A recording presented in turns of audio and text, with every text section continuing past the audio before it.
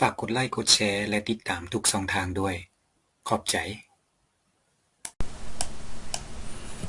มื้อนี้เฮามาเข้าบทตัวเกี่ยวกับการเฮ็ดรูปภาพการสร้างโฆษณาสินค้าอย่างต่างๆเนาะที่เฮาเห็นกันอยู่ในนี้และเฮามาเบิ่งวิธีในการดำเนินการอีหยังต่างๆว่าเฮาสิเฮ็ดจังไดเนาะก่อนอื่นเบิดก็ต้องแม่นเฮามาเบิ่งตัวอย่างก่อนเนาะตัวนี้ประมาณนี้ตัวนี้เป็นการเขียนคำสั่งเนาะแล้วตัวที่เฮาได้ออกมาก็ประมาณนี้เนาะนี่ได้ออกมาอันนี้แม่นจากรูปธรรมดาอันนึงเนาะแล้วเฮาเฮ็ดให้เป็นรูปตัวนี้เนาะจากรูปตัวนี้เนาะแล้วสั่งมาให้มันเป็นแบบงามขึ้นเพิ่มซากหลังขึ้นเนาะอีกอย่างเดียวเฮามาเบิ่งนำกันแล้วก็ follow เฮ็ดไปนำกันเลยเนาะก็อาจจะได้มีรายได้เพิ่มเข้ามาก็เป็นไปได้เนาะงานนึง 10,000 20,000 เนาะก็พอเฮ็ดไปเพราะว่าเฮาสามารถเฮ็ดได้ตัวนี้โอเคเฮามาเบิ่งกันเลยเนาะก็แม่นก่อนอื่นเบิดก็เข้ามาที่ Gmail ของเฮานี่แหละเนาะแล้วมาเลือกใส่อยู่Google Gemini อยู่บ่นี้เนาะ Google Gemini แล้วคลิกเข้ามาแล้วเลือกใส่image Google Banana เนาะอยู่บ่นี้โอเคอาจารย์อยากไว้หน่อยนึงเนาะตัวนี้เพราะว่าคิดว่าทุกคนก็ผ่านพื้นฐานตัวสำหรับคลิปพื้นฐานก็มีส่วนหลายแต่ว่าตัวนี้ก็ค่อนข้างที่จะต้องได้เฮ็ดไว้เนี่ยเนาะเพราะว่าคนก็คิดผู้นักเรียนอาจจะมีทักษะอยู่สมควรแล้วก็คือสามารถเฮ็ดได้ถ้าว่าบ่เข้าใจหยังก็พอสหรือว่าเบิ่งตืมหรือว่าเช็คเมสเสจมาตืมก็ได้เนาะเดี๋ยวเฮามาเบิ่งนำกันเลยส่วนอาจารย์ก็สิไปอยู่ในระดับกลางเนาะโอเคตอนอื่นเบิดก็ต้องแม่นเฮาต้องมาฮู้เกี่ยวกับองค์ประกอบของมันก่อนเนาะว่ามี4องค์ประกอบในการเฮ็ดก็คือตัวที่เฮาต้องการโฆษณาเนาะเฮาต้องมีรูปที่ว่าเฮาอยากจะเอามาโฆษณาก่อนนี่เนาะรูปภาพบ่อีหยังต่างๆที่ว่าเฮาอยากจะเอาโฆษณาเนาะที่ว่าอาจจะเป็นรูปตัวนี้บ่เนาะนี่เนาะเนื่องมาจากว่าเฮาจะใช้ตัวใดก็ได้เนาะเพื่อเฮ็ดโฆษณาของเฮานี่เนาะพวกนี้ปึ๊บเฮาสิสร้างเฮาสิเฮ็ดโฆษณาโดยที่บ่ต้องใช้กราฟิกดีไซน์หยังเลยเนาะสไตล์ของรูปเนาะ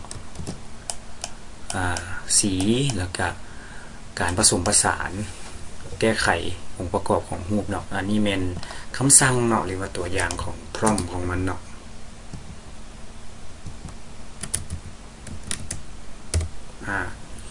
เป็นหยังเฮาต้องเรียนต้องฮู้ตัวนี้เนาะคันซั่นเฮาก็บ่ฮู้จักสิแปลงเนาะคันเฮาฮู้จัก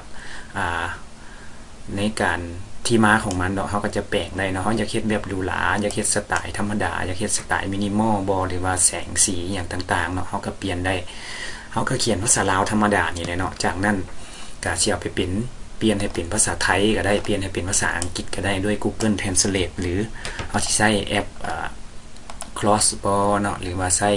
AI ต่างๆ Gemini ChatGPT หยังก็สามารถเฮ็ดได้แต่ต้องให้ครบองค์ประกอบแบบ4องค์ประกอบพี่น้องง่ายๆเนาะก็คือสร้างรูปภาพโฆษณาแบบพรีเมียมเนาะจากรูปสินค้าต้นฉบับจัดแสดงสินค้าอย่างหรูหราเนาะแถวนี้เฮาเปลี่ยนได้เบิดเนาะแบบสตูดิโอบ่แบบสไตล์อยู่ตลาดบ่ก็ประมาณได้เนาะฉากหลังแสงเนาะสะท้อนเงาเพิ่มบรรยากาศเบิ่งอลังการเนาะมีความเงางามทางพื้นผิวรายละเอียดคมชัดเนาะhyper realistic นี่ก็เป็นแบบรูปถ่ายแท้ๆเลยเนาะองค์ประกอบของภาพสไตล์ภาพเป็นแบรนด์ระดับดังเนาะเป็นโทนภาพแบบมีมิติแล้วก็เบิ่งน่าเชื่อถือเนาะสามารถอยากเอาพร้อมเป็นภาษาอังกฤษก็ได้เป็นภาษาสมมุติว่าเฮาบ่ปานใดเนาะเฮาก็มาเปลี่ยนเป็นภาษาไทยก็ได้เนาะที่เขาเจ้าได้สร้างตัวนี้เนาะโอเคเดี๋ยวเฮามาลองเฮ็ดนำกันเลยเนาะเอาลองภาษาอังกฤษก่อนซะปึ๊บเพื่อเฮาสิได้นำใช้นำกันโอเคปึ๊บเฮาได้รูปมาเราตัวนี้ก็แม่นเข้ามาที่ Google Gemini เนาะเข้า Google Gemini เลือกใส่Nano Banana เนาะแล้วมาเลือกเอารูปเนาะเลือกเอารูปที่เฮาต้องการโอเคสมมุติว่าอาจารย์สิเอารูป ผงบีมีนี่เลยเนาะ ผงบีมีนี่เนาะผงบีมีปึ๊บผงบีมีแบบนี้ซะนะปึ๊บโอเคแล้ววันนี้เขาก็ copy เอาพร้อมของเฮาเลยครับใส่ภาษาลาวมันคือว่าบ่ออกเนาะภาษาลาวออกมามันก็เป็นแบบบ่คือปานใดอังกฤษกับภาษาไทยนี่แม่นบ่มีพลาดเนาะภาษาอังกฤษหรือภาษาไทยโอเคเฮาเลือกใส่พร้อมแล้วหลังจากนั้นเฮาลองสร้างเบิ่งนะคลิก run แล้วมันก็จะเฮ็ดเวียกตามที่เฮาสั่งอะไรเนาะ AI ตัวนี้ก็ใช้เวลาหน่อยนึงเนาะบ่เกิน2นาทีขึ้นน้ำอินเทอร์เน็ตโอเคดีเนาะเฮาก็ได้รูปมาแบบเอาไปตกแต่งเอาไปอหย่างต่อเอาไปเขียนใส่เติมได้เนาะแม่นบ่เด้เป็นรูปภาพสะท้อนมีลายน้ำมีอย่างเป็นแบบเฮาอยู่ในคำสั่งของเฮาทั้งเบิดเนาะถ้าว่าเฮาอยากดาวน์โหลดไปใช้เฮาก็คลิกดาวน์โหลดเลยก็คลิกเอาไป copy เนาะ copy แล้วเอามาใส่ตัวที่รูปของเฮาอะไรเนาะโอเคอาจารย์ใส่ดีไซน์โอเคเพื่อให้ตัวนี้เป็นแบบที่1เนาะตัวนี้เป็นแบบที่1ตัวนี้เป็นแบบที่2สุดท้ายมันทุกอย่างมันขึ้นน้ำพร้อมถึงน้ำคำสั่งของเฮาทั้งเบิดเลยเนาะแล้วเฮาไปตกแต่งต่ออยู่ที่ Canva เติมซะเนาะเพื่อเอาตัวหนังสือใส่บ่เอาอีหยังใส่อีหยังต่างๆเนาะตัวนี้แล้วตัวนี้ก็เป็นการเขียนคำสั่งเพื่อเฮ็ดโฆษณาสินค้าเนาะแล้วมีตัวเป็นในกลุ่มเนาะในกลุ่มนี่มันจะมีอันกลุ่มของคนไทยกลุ่มอย่างต่างๆเนาะเฮาเข้าไปเนาะก็เจ้าก็จะแจกมีแต่ว่าเฮาไปมันศึกษามันเรียนเนาะคือเฮาอยากให้จับสินค้าตัวนี้เนาะจับสินค้าก็คือเอารูปเฮาเองบ่เนาะเอาอีหยังเนาะสิเพื่อเฮาสิได้เบิ่งนี่เนาะคือรูปตัวนี้เนาะเฮาเฮ็ดจากรูป2รูปนี้เนาะแล้วให้เปลี่ยนให้เป็นการจับสินค้าเนาะตัวนี้จับสินค้าโอเคเฮาเอาพร้อมตัวนี้เลยเนาะแต่ว่าเฮาจะเลือกสินค้าใหม่โอเคเลือกสินค้าใหม่อาจารย์จะเอารูปตัวเองเบิ่งเนาะรูปตัวเองโอเคเอารูปตัวเองปึ๊บแล้วก็อัปโหลดเอาสินค้าอีกอันนึงเนาะสินค้าตัวผงบีมีนี่แหละเนาะผงบีมีที่ว่าเป็นกล้องเดียวเนาะถ่ายแบบกล้องเดียวโอเคแบบนี้ปึ๊บ2รูปจากนั้นเขาก็วางคำสั่งพร้อมลงไปเลยปึ๊บเป็นของไทยเนาะตัวนี้แล้วเนาะเขาก็เพียงแต่เอารูปเนาะรูปต้นฉบับของเขาที่ว่าเขาอยากจะเอาสินค้ามาเฮ็ดเนาะเอารูปตัวแบบก่อนเนาะเอารูปตัวแบบโอเคจะเลือกรูปนี้รูปที่ว่าถ่ายเห็นหน้าเต็มๆเนาะที่2เราเป็นเอาไฟล์ของสินค้าเนาะป้ายของสินค้ารูปของสินค้าที่เขาไปถ่ายเนี่ยเนาะมาปึ๊บโอเคเป็นนายแบบจากนั้นก็เพียงแต่คลิกลั่นเนาะ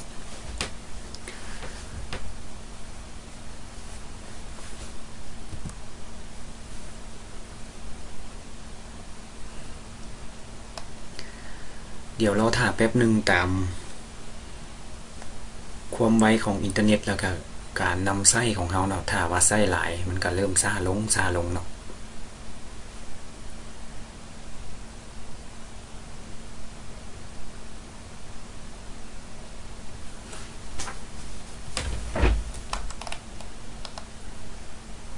นี่เนาะก็ ได้มาเต็มเลยเนาะตัวนี้ได้มาเต็มเลยก็คือเป็นรูปใส่สูทสีแดงเป็นอย่างจริงใส่สูทสีแดงเนาะก็ย้อนว่าสินค้าเขามันเป็นรูปแดงก็เลยว่าใส่สูทสีแดงตัวนี้ก็ถือว่าเขาได้รูปดังที่เขาต้องการแล้วเนาะโอเคจากนั้นก็ดาวน์โหลดเอาเนาะดาวน์โหลดเขาก็มาคลิกใส่ปึ๊บ copy เอาเนาะcopy แล้วเอาไปวางใส่ตัวสินค้าของเขานี่เลยเนาะดีไซน์โอเค ปึ๊บอันนี้บัดนี้โอเค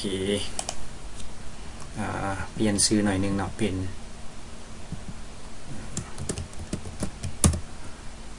แบรนด์บีมีเนาะ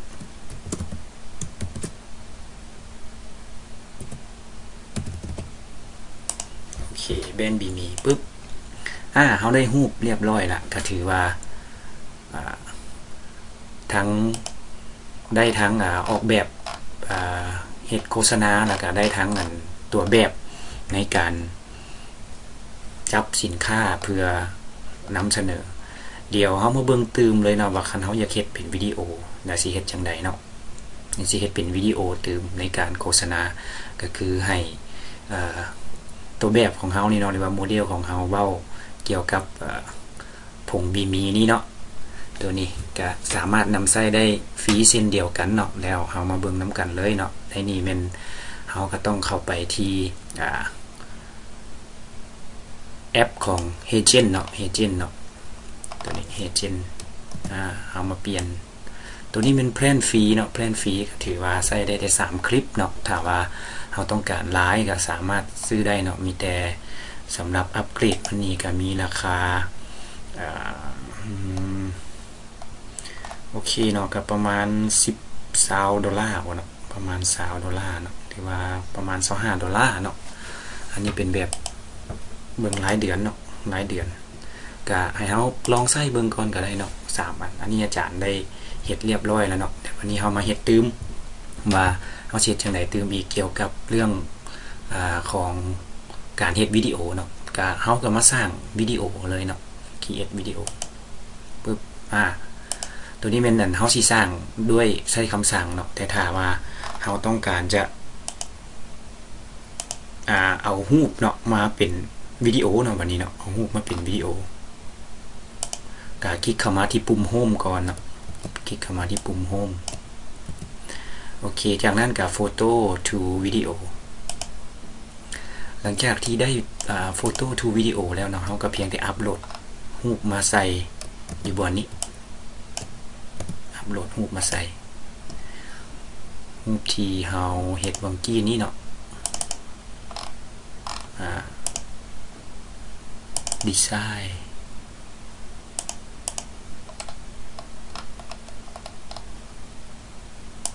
แป๊บนึง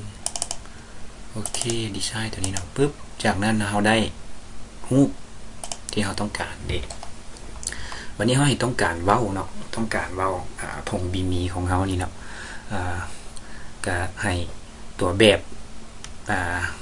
โมเดลของเรานี่เนาะในการเว้าเราก็เลือกใส่อยู่บน Upload Record Audio นี้ปึ๊บคลิกใส่จากนั้นเนาะก็มาคลิกใส่อยู่บนว่า Record Audio เนาะแต่ตัวนี้หมายถึงว่าเฮาสิอัปโหลดที่ว่าเฮามีเสียงอยู่แล้วเนาะแล้วเฮาอยากให้เว้านำก็ได้แต่ว่าเฮาอยากเว้าสดเฮาอยากอันนี้เองก็ได้เนาะมันก็มีกำหนดเนาะก็คิดว่าอยู่ใน30วินาทีเนาะเดี๋ยวเฮาก็ลองบันทึกแล้วก็ใส่เบิ่งผงบีมีช่วยในการรักษาโรคภายในเจ็บกระเพาะลำไส้และมีอาการเจ็บภายในสามารถปิ่นปัวได้มีพร้อมส่งและให้บริการทั่วประเทศขอขอบใจติดต่อได้เบอร์5303544ก็ขอบใจมันสิเป็น20วิเนาะแล้วเฮามาลองเบิ่งดิเทสวิดีโอนี่เนาะเฮาอยากเทสก็ได้เฮามักบ่หรือเฮาบ่มักอันนี้มันใหม่เนาะลองเฮ็ดใหม่ตัวนี้เฮาก็คลิกฟังผงบีมีช่วยในการรักษาโรคภายในเจ็บกระเพาะลำไส้มีอาการเจ็บภายในสามารถปิ่นปัวได้มีพร้อมส่งและให้บริการทั่วประเทศขอขอบใจติดต่อได้เบอร์5303544ก็ขอบใจโอเคเนาะมันซ้ำกันหลายผู้เนาะแล้วก็มันก็ค่อนข้างยาวเนาะคิดว่าคือสิเฮ็ดบ่ได้เอาชีประมาณจาก8วิซะเนาะ8วิ50วิเพราะว่าตัวนี้มันยังอยากหลายโพดเนาะตัวนี้เฮาเปลี่ยนใหม่เอาเป็น10วิโอเคมาปึ๊บมาเลือกใส่ Record Audio เนาะแล้วมาอัดใหม่ผ งบีมีช่วยโรคภายในโรคหัวใจโรคลำไส้ติดต่อได้ทุกช่องทางโอเคเนาะตัวนี้ก็ถือว่ายังบ่ได้เนาะเพราะว่าอาจารย์บ่มีสคริปต์เนาะต้องได้ลองเดี๋ยวลองคิดเบิ่งก่อนบัดนึงตื่ม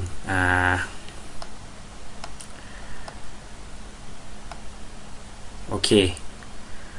ประมาณ10 วิเนาะเราต้องพยายามตึ๊บเลือกใส่ตัวนี้เนาะเดี๋ยวนะปึ๊บเลือกใส่อยู่บนอัปโหลดนี้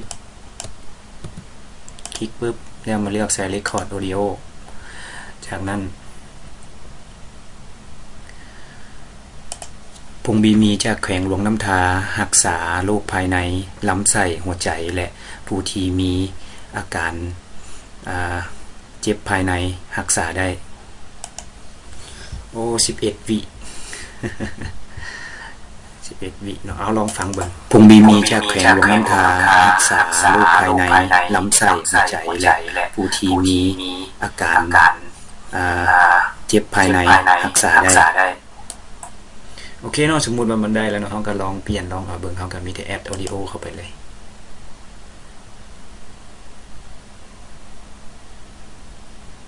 โอเคหลังจากนั้นเนาะเฮาสิให้ตัวแบบเฮานี่มันเฮ็ดจังได๋เนาะเฮาก็เพียงแต่พิมพ์ใส่เลย describe gesture เนาะ gesture ก็คือการยับการหยังอะไรเนาะแต่เฮาอาจจะใช้เป็นภาษาอังกฤษไปเลยเนาะว่า move hand เนาะ and show product the right hand side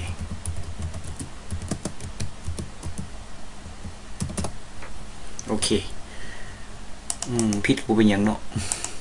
right hand side right hand เนาะ right hand ก็ได้โอเค right เบื้องขวาเนาะโอเค generate ปึ๊บเดี๋ยวมาเบื้องน้ำกันเลยเนาะตัวนี้มันก็ล้อท่าก่อนเนาะว่ามันจะออกมาเป็นรูปแบบใดเดี๋ยวเอามาเบื้องน้ำกันเลยเนาะว่าวิดีโอเขานี่สีออกมาเป็นในรูปแบบใดแล้วก็สำหรับอาจารย์แล้วมันเบิดเครดิตแล้วเนาะเบิดเครดิตในการเฮ็ดแล้วมีแต่ต่อไปเฮามาเบิ่งแล้วก็ติดตามน้ำกันเนาะว่าผลสิเป็นจังไดเดี๋ยวอาจารย์ขอพักก่อนเพราะว่ามันใช้เวลาน้อยนึงเนาะในการเจเนเรตวิดีโอให้เฮาโอเคเนาะหลังจากสำเร็จเฮาก็มาเบิ่งเลยเนาะอยู่ที่วิดีโอของเฮาก็คลิกใส่เพื่อเปิดคลิกเพลย์เลยเนาะพงบีมีจากแขวงหลวงน้ำทารักษาโรคภายในลำไส้หัวใจและผู้ที่มีอาการเจ็บภายในรักษาได้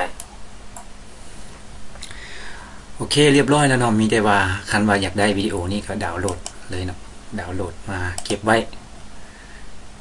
โอเคดาวน์โหลดมาเก็บไว้เลย copy เนาะแล้วก็มาใส่คลิปนี่แหละเนาะ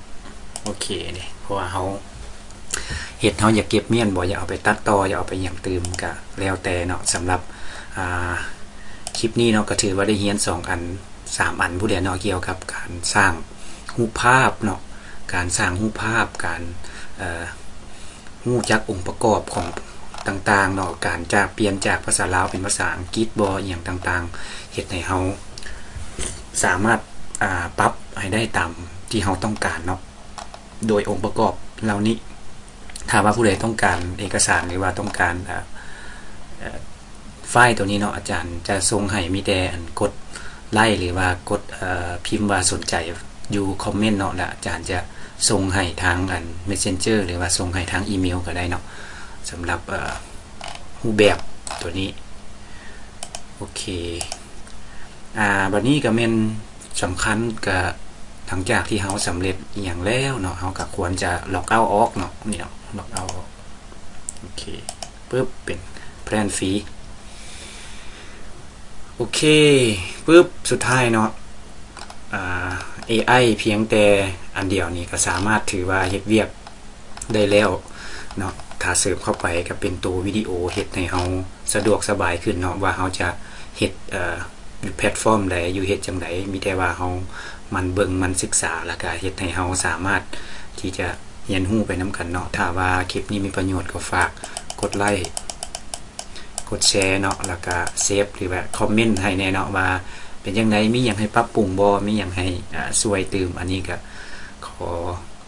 คำแลกเปลี่ยนแนะนำทุกคนที่ว่าทั้งเป็นหมู่ทั้งเป็นได้เห็นแล้วก็ทั้งแชร์ก็สามารถลงติดตามแล้วก็ส่งหาได้เนาะสำหรับมื้อนี้แม่นขอบใจเนาะ